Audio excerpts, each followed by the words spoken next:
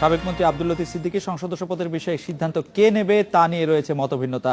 আওয়ামী লীগের সংসদ সদস্য সুরঞ্জিত সেনগুপ্ত মনে করেন এই বিষয়ে সিদ্ধান্ত নেওয়ার এখতিয়ার শুধুমাত্র জাতীয় সংসদের স্পিকারের, দলের আর কিছু করার নেই। তবে আইনজীবী শাহদিন মালিক মনে করছেন স্বপ্রণোদিত হয়ে সিদ্ধান্ত নিতে পারবেন না স্পিকার, বরং সিদ্ধান্তের জন্য কাউকে তার কাছে আবেদন করতে হবে। আমি কিন্তু হজে আর তাবলিগ জামাতের দুইটার গুরুতর বিরোধী। হজ, তাবলিগ এবং মহানবীকে নিয়ে নিউ ইয়র্কে এমনই বিতর্কিত মন্তব্য করায় নেতৃত্ব হারান আওয়ামী লীগ নেতা আব্দুল লতিফ সিদ্দিকী। হারাতে হয় আওয়ামী লীগের সভাপতিমণ্ডলীর পদ, বাদ দেওয়া হয় দলে তার প্রাথমিক সদস্য পদ থেকেও। আওয়ামী লীগের সাধারণ সম্পাদক সৈয়দ আশরাফুল ইসলাম বলেছিলেন, বহিষ্কারের পর তার সংসদ সদস্য পদ আর থাকবে না। তবে আওয়ামী লীগের মনোনয়নে পাওয়া সংসদ সদস্য পদ দল থেকে বহিষ্কারের পর বহাল থাকবে কিনা তা নিয়ে প্রশ্ন উঠেছে। নানামুখী আলোচনা চলছে তার সংসদ সদস্য পদের ভবিষ্যৎ নিয়ে। আওয়ামী লীগের উপদেষ্টা মণ্ডলীর সদস্য সুরঞ্জিত সেনগুপ্ত মনে করেন, লতিফ সিদ্দিকী সংসদ সদস্য পদ হারাবেন না। উনি রিজাইন করেননি, সুতরাং এই ব্যাপারে চূড়ান্ত সিদ্ধান্ত নেওয়ার এখতিয়ার কেবলমাত্র স্পিকারের। স্পিকার সিদ্ধান্ত দিয়ে যখন বলবেন নির্বাচন কমিশনকে যে আমার একটি সিট খালি হয়েছে, তখনই নির্বাচন কমিশন সিনে আসবে। অতএব দলের যা যা করার দল করে ফেলেছে। তবে আইনজীবী শাহদিন মালিক মনে করেন, কাউকে স্পিকারের কাছে অভিযোগ নিয়ে যেতে হবে। কেবল এরপরই স্পিকার 1980 সালের সংসদ সদস্য বিরোধ নিষ্পত্তি আইন অনুযায়ী ব্যবস্থা নিতে পারেন। স্পিকার স্বপ্রণোদিত হয়ে করতে পারবেন না, কাউকে তার কাছে অভিযোগ করতে হবে। স্পিকার যদি মনে করেন যে এই দরখাস্তের একটা ভিত্তি আছে, যৌক্তিকতা আছে, তাহলে এটা তদন্তের জন্য এবং এই ব্যাপারে সিদ্ধান্তের জন্য একমাত্র স্পিকার এটাকে নির্বাচন কমিশনের কাছে পাঠাবেন।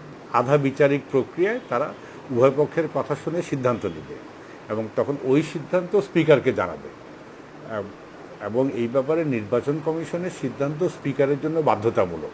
তিনি মনে করেন, কেউ অভিযোগ নিয়ে স্পিকারের কাছে না গেলে স্পষ্ট হওয়ার জন্য আদালতেও গড়াতে পারে বিষয়টি।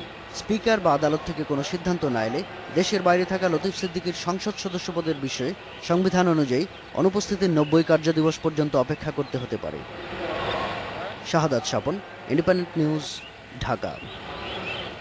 সিলেট ও চট্টগ্রামে ছাত্রলীগের অন্তর্কোন্দল এবং আওয়ামী লীগের সভাপতিমণ্ডলীর সাবেক সদস্য জনাব লতিফ সিদ্দিকী সম্পর্কে জানাতে আমাদের সঙ্গে যোগ দিচ্ছেন আওয়ামী লীগের সভাপতিমণ্ডলীর সদস্য জনাব নূহুল আলম লেনিন। লেনিন ভাই, আমরা প্রথমে আপনার কাছে জানতে চাইবো যে ছাত্রলীগ নিয়ে প্রধানমন্ত্রীর উদ্যোগের কিছুদিনের মধ্যে আধিপত্য বিস্তারের চেষ্টা, ছাত্রলীগের দুই পক্ষের মধ্যেকার সংঘর্ষে আজকে শাহজালাল বিশ্ববিদ্যালয় অনির্দিষ্টকালের জন্য বন্ধ ঘোষণা করা হয়েছে। একজন মারা গেছেন, প্রক্টর আহত হয়েছেন। চট্টগ্রাম বিশ্ববিদ্যালয় সংঘর্ষ হয়েছে বা চলছে, এই বিষয়টিকে আওয়ামী লীগ এবং সরকার কিভাবে দেখছে? আপনি যদি আওয়ামী লীগ এবং সরকারের পার্সপেক্টিভ থেকে বলতেন, জনাব নূহুল আলম লেনিন।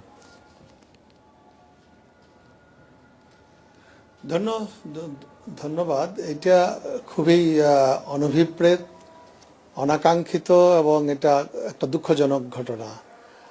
বিশ্ববিদ্যালয়গুলোতে অস্থিতিশীল পরিস্থিতির সৃষ্টি হোক, ছাত্রলীগ হোক আর অন্য যে কোনো সংগঠনই হোক, তারা আইন হাতে তুলে নিক, এটা আমরা কখনোই চাই না। এবং আজকে যে ঘটনাটি ঘটেছে, সেই ঘটনার জন্য যারাই দায়ী হোক, তাদের বিরুদ্ধে সরকারের তরফ থেকে, দলের তরফ থেকে কঠোর ব্যবস্থা গ্রহণ করা হবে, এটাই আমাদের প্রত্যাশা। দেশবাসীও নিশ্চয়ই তা আশা করে। আমি একটা কথা বলতে চাই যে ছাত্রলীগ বাংলাদেশ আওয়ামী লীগের কোনো অঙ্গ সহযোগী সংগঠন নয়।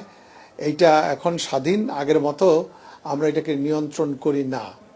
সুতরাং ওদের কর্মকাণ্ডের সকল দায় দায়িত্ব আওয়ামী লীগের উপরে বর্তায় না। তারপরেও যেহেতু আওয়ামী লীগ দেশ চালাচ্ছে, রাষ্ট্র পরিচালনা করছে, সেই কারণে এই বিভিন্ন বিশ্ববিদ্যালয়ে যেই পরিস্থিতি হচ্ছে সেটা সম্পর্কে নিশ্চয়ই সরকার এবং আওয়ামী লীগ সতর্ক আছে এবং যারা এই ধরনের কর্মকাণ্ডে নিয়োজিত, তাদের একটাই মাত্র পরিচয় যে তারা হত্যাকারী, তারা সন্ত্রাসী, তারা আইন শৃঙ্খলা হাতে নিয়েছেন। তারা অন্য কি রাজনৈতিক পরিচয় আছে সেটা আমাদের কাছে প্রধান বিবেচ্য বিষয় নয়। লেন ভাই, পরের প্রসঙ্গে যদি আসি যে সাবেক মন্ত্রী আব্দুল লতিফ সিদ্দিকীর সংসদ সদস্য পদে থাকা না থাকার বিষয়ে স্পিকারের কাছে আওয়ামী লীগের কোনো আবেদন থাকবে কিনা, নাকি এই বিষয়ে স্পিকার কি করেন সে তার জন্য আপনারা অপেক্ষা করবেন?